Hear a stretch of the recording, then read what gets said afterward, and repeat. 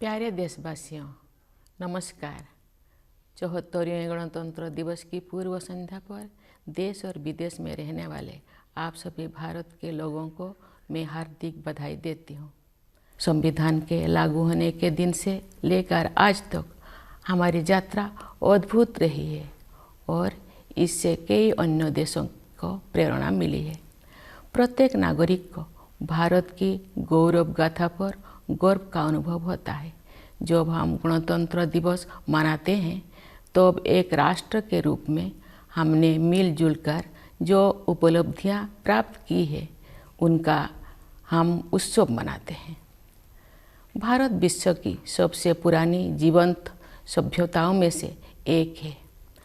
भारत को लोकतंत्र की जननी कहा जाता है, फिर भी हमारा आधुनिक गणतंत्र युवा है। स्वतंत्रता के प्रारंभिक वर्षों में हमें अनगिनत चुनौतियों और प्रतिकूल परिस्थितियों का सामना करना पड़ा। लंबे विदेशी शासन के अनेक बुरे परिणामों में से दो कुप्रभाव थे, भयंकर गरीबी और निरक्षरता। फिर भी भारत अविचलित रहा। आशा और विश्वास के साथ हमने मानव जाति के इतिहास में एक अनूठा प्रयोग शुरू किया। इतनी बड़ी संख्या में इतनी विविधताओं से भरा जनसमुदाय एक लोकतंत्र के रूप में एकजुट नहीं हुआ था। ऐसा हमने इस विश्वास के साथ किया कि हम सब एक ही हैं और हम सभी भारतीय हैं। इतने सारे पंथों और इतनी सारी भाषाओं ने हमें विभाजित नहीं किया है, बल्कि हमें जोड़ा है। इसलिए हम एक लोकतांत्रिक गणतंत्र के रूप में सफल हुए हैं। यही भारत का सार तत्व है। ये सार तत्व संविधान के केंद्र में रहा है और समय की कसौटी पर खरा उतरा है। स्वतंत्रता संग्राम के आदर्शों के अनुरूप हमारा गणतंत्र को आधार देने वाला संविधान बना। महात्मा गांधी के नेतृत्व में राष्ट्रीय आंदोलन का उद्देश्य स्वतंत्रता प्राप्त करना भी था और भारतीय आदर्शों को फिर से स्थापित करना भी था। उन दशकों के संघर्ष और बलिदान ने हमें न केवल विदेशी शासन से बल्कि थोपे गए मूल्यों और संकीर्ण विश्व दृष्टिकोण से भी आज़ादी दिलाने में मदद की। शांति, बंधुता और समानता के हमारे सदियों पुराने मूल्यों को फिर से अपनाने में क्रांतिकारियों और सुधारकों ने दूरदर्शी और आदर्शवादी विभूतियों के साथ मिलकर काम किया। जिन लोगों ने आधुनिक भारतीय चिंतन धारा को प्रवाह दिया, उन्होंने आन भद्राः कर्तव्यन्तु विश्वतः, अर्थात हमारे पास सभी दिशाओं से अच्छे विचार आए कि वैदिक उपदेश के अनुसार प्रगतिशील विचारों का भी स्वागत किया। लंबे और गहन विचार मंथन के परिणाम स्वरूप हमारे संविधान की संरचना हुई। हमारा ये बुनियादी दस्तावेज दुनिया की सबसे प्राचीन जीवंत सभ्यता के मानवतावादी दर्शन के साथ साथ आधुनिक विचारों से भी प्रेरित है। हमारा देश बाबा साहेब भीमराव अंबेडकर का सदैव ऋणी रहेगा, जिन्होंने प्रारूप समिति की अध्यक्षता की और संविधान को अंतिम रूप देने में महत्वपूर्ण भूमिका निभाई। आज के दिन हमें संविधान का प्रारंभिक मसौदा तैयार करने वाले विधिवेत्ता श्री B.N. राव तथा अन्य विशेषज्ञों और अधिकारियों को भी स्मरण करना चाहिए, जिन्होंने संविधान निर्माण में सहायता की थी। हमें इस बात का गर्व है कि उस संविधान सभा के सदस्यों ने भारत के सभी क्षेत्रों और समुदायों का प्रतिनिधित्व किया। संविधान निर्माण में सभा की 15 महिला सदस्यों ने भी योगदान दिया। संविधान में निहित आदर्शों ने निरंतर हमारे गणतंत्र को राह दिखाई है। इस अवधि के दौरान भारत एक गरीब और निरक्षर राष्ट्र की स्थिति से आगे बढ़ते हुए विश्व मंच पर एक आत्मविश्वास से भरे राष्ट्र का स्थान ले चुका है। संविधान निर्माताओं की सामूहिक बुद्धिमत्ता से मिली मार्गदर्शन की बिना प्रगति संभव नहीं थी। बाबा साहेब आम्बेडकर और अन्य विभूतियों ने हमें एक मानचित्र तथा एक नैतिक आधार प्रदान किया। उस राह पर चलने की जिम्मेदारी हम सब की है। हम काफ़ी हद तक उनकी उम्मीदों पर खरे उतरे भी हैं, लेकिन हम ये महसूस करते हैं कि गांधी जी के सर्वोदय की आदर्शों को प्राप्त करना अर्थात सभी का उत्थान किया जाना अभी बाकी है। फिर भी हमने सभी क्षेत्रों में उत्साहजनक प्रगति हासिल की है। प्यारे देशवासियों, सर्वोदय के हमारे मिशन में आर्थिक मंच पर हुई प्रगति सबसे अधिक उत्साहजनक रही है। पिछले साल भारत दुनिया की 5वीं सबसे बड़ी अर्थव्यवस्था बन गया। ये उल्लेख करना जरूरी है कि ये उपलब्धि आर्थिक अनिश्चितता से भरी वैश्विक पृष्ठभूमि में प्राप्त की गई है। वैश्विक महामारी चौथे वर्ष में प्रवेश कर चुकी है और दुनिया के अधिकांश हिस्सों में आर्थिक विकास पर इसका प्रभाव पड़ रहा है। शुरुआती दौर में कोविड-19 से भारत की अर्थव्यवस्था को भी काफ़ी क्षति पहुंची।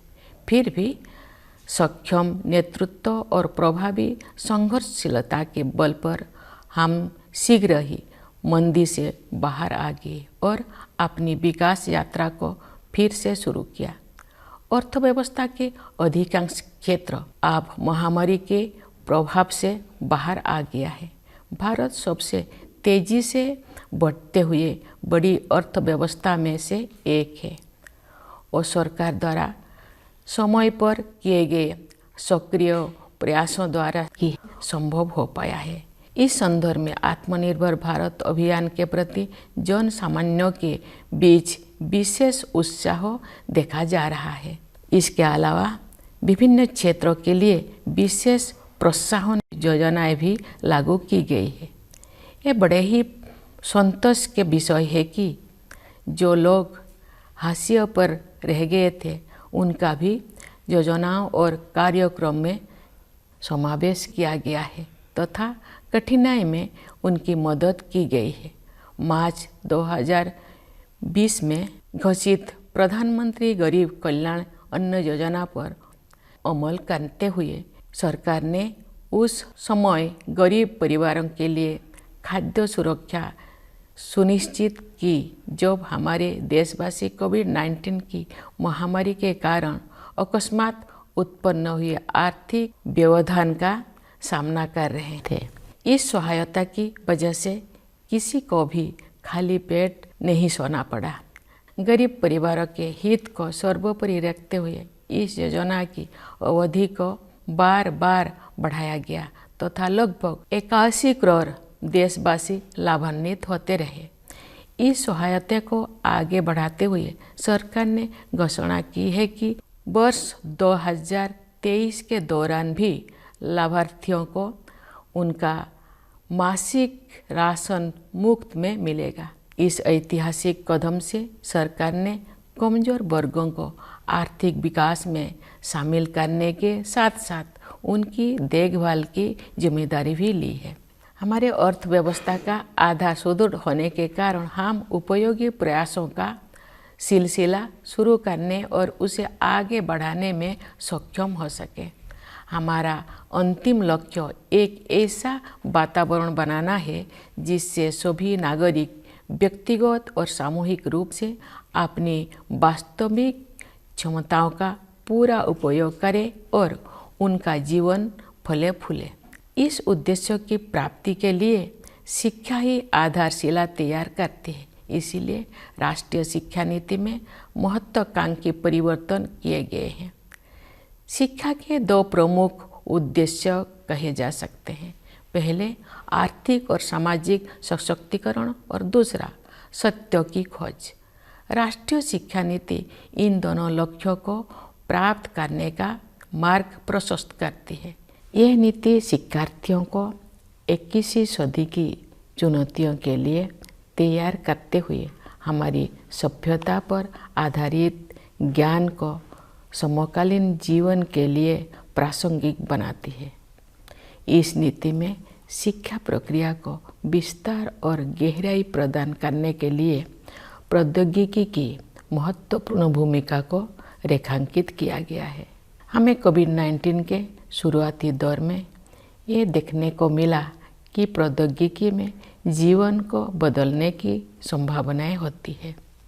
डिजिटल इंडिया मिशन के तहत गांव और शहर की दूरी को समाप्त करके सूचना और संचार प्रौद्योगिकी को समावेशी बनाने का प्रयास किया जा रहा है। दूर दराज के स्थानों में अधिक से अधिक लोग इंटरनेट का लाभ उठा रहे हैं। बुनियादी ढांचे में हुए विस्तार की सहायता से सरकार द्वारा उपलब्ध कराए जा रहे विभिन्न प्रकार की सेवाएं लोगों को प्राप्त हो रहा है। हम विज्ञान और प्रौद्योगिकी के क्षेत्र में अपनी उपलब्धियों पर गर्व का अनुभव कर सकते हैं। अंतरिक्ष प्रौद्योगिकी के क्षेत्र में भारत गिने चुने अग्रणी देशों में से एक रहा है। इस क्षेत्र में काफ़ी समय से लंबित सुधार किए जा रहा है और अब निजी उद्यमों को इस विकास यात्रा में शामिल होने के लिए आमंत्रित किया गया है। भारतीय अंतरिक्ष यात्रियों को ले जाने के लिए गगनयान कार्यक्रम प्रगति पर है। ये भारत की पहली मानवयुक्त अंतरिक्ष उड़ान होगी। हम सितारों तक पहुंचकर भी अपने पांव जमीन पर रखते हैं। भारत का मंगल मिशन असाधारण महिलाओं की एक टीम द्वारा संचालित किया गया था और अन्य क्षेत्रों में भी बहनों और बेटियां आप पीछे नहीं है। महिला सशक्तिकरण तथा महिला और पुरुष के बीच समानता अब केवल नारे नहीं रह गए हैं। हमने हाल के वर्षों में इन आदर्शों तक पहुंचने की दिशा में काफ़ी प्रगति की है। बेटी बचाओ बेटी पढ़ाओ अभियान में लोगों की भागीदारी के बल पर हर कार्य क्षेत्र में महिलाओं का प्रतिनिधित्व बढ़ रहा है। राज्य की अपनी यात्राओं, शिक्षण संस्थानों के कार्यक्रमों और प्रोफेशनल्स के विभिन्न प्रतिनिधि मंडलों से मिलने के दौरान मैं युवतियों के आत्मविश्वास से बहुत प्रभावित होती हूँ। मेरे मन में कोई संदेह नहीं है कि महिलाओं की आने वाले काल के भारत को स्वरूप देने के लिए अधिकतम योगदान देंगे। यदि आधी आबादी को राष्ट्र निर्माण में अपनी श्रेष्ठतम क्षमता के अनुसार योगदान करने की अवसर दिया जाए तथा उन्हें प्रोत्साहित किया जाए तो ऐसे कौन सा चमत्कार है जो नहीं किया जा सकता है। सशक्तिकरण की यही दृष्टि अनुसूचित जातियों और अनुसूचित जनजातियों सहित कमजोर वर्गों के लोगों के लिए सरकार की कार्यप्रणाली का मार्गदर्शन करती है। वास्तव में हमारा उद्देश्य न केवल उन लोगों के जीवन की बाधाओं को दूर करना और उनके विकास में मदद करना बल्कि उन समुदाय से सीखना भी है। विशेष रूप से जनजातीय समुदाय के लोग पर्यावरण की रक्षा से लेकर समाज को और अधिक एकजुट बनाने तक कई क्षेत्रों में सीख दे सकते हैं। प्यारे देशवासियों, शासन के सभी पहलुओं में बदलाव लाने और लोगों की रचनात्मक ऊर्जा को उजागर करने के लिए हाल के वर्षों में किए गए प्रयासों की श्रृंखला के परिणाम स्वरूप अब विश्व समुदाय भारत को सम्मान की नई दृष्टि से देखता है। विश्व के विभिन्न मंचों पर हमारी सक्रियता से सकारात्मक बदलाव आने शुरू हो गया है। विश्व मंच पर भारत ने जो सम्मान अर्जित किया है उसके फलस्वरूप देश को नए अवसर और जिम्मेदारियां भी मिली है। जैसा कि आप सब जानते हैं, इस वर्ष भारत G20 देशों के समूहों की अध्यक्षता कर रहा है। विश्व बंधुत्व के अपने आदर्श के अनुरूप हम सभी की शांति और समृद्धि के पक्षधर है। G20 की अध्यक्षता एक बेहतर विश्व के निर्माण में योगदान हेतु भारत को अत्यंत महत्वपूर्ण भूमिका प्रदान करती है। इस प्रकार G20 की अध्यक्षता लोकतंत्र और मल्टीलेटरालिज्म को बढ़ावा देने का अच्छा अवसर भी है और साथ ही एक बेहतर विश्व और बेहतर भविष्य को स्वरूप देने के लिए उचित मंच भी है।